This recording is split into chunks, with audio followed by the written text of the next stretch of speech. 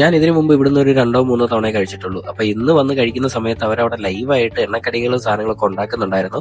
അടുക്കളയിലേക്ക് ചെന്നപ്പോൾ അവിടെ ആണെങ്കിൽ ബീഫ് കറി, ചിക്കൻ കൊണ്ടാട്ടം, പിന്നെ നമ്മുടെ ചിക്കന്റെ പാർട്സ് കറി ഇല്ലേ അതുണ്ടായിരുന്നു, ബോട്ടി ഉണ്ടായിരുന്നു, പിന്നെ ചിക്കൻ വറുത്തരച്ചതുണ്ടായിരുന്നു, ചെറുപയർ കറി ഉണ്ടായിരുന്നു, പിന്നെ വറക്കാനുള്ള കല്ലുമ്മക്കായ ഉണ്ടായിരുന്നു. അപ്പൊ ഞാൻ ഓർഡർ ചെയ്തത് ചിക്കന്റെ പാർട്സ് കറിയും അതുപോലെ ബോട്ടി കറിയും പിന്നെ നല്ല അടിച്ച ചൂട് പൊറോട്ടയായിരുന്നേ.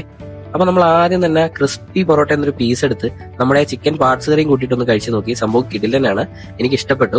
പിന്നെ ആ ബോട്ടി കറി എടുത്ത് പറയണം കേട്ടോ. ശരിക്കും പറഞ്ഞാൽ ഇതിന്റെ കൂടെ ഞാൻ ഒരു അരിപ്പത്തിരിയും കൂടെ വാങ്ങിച്ചിരുന്നു. അതിന്റെയൊക്കെ കൂടെ കിടിലൻ കോമ്പിനേഷനാണ് ഇവിടുത്തെ ഈ ബോട്ടി കറി.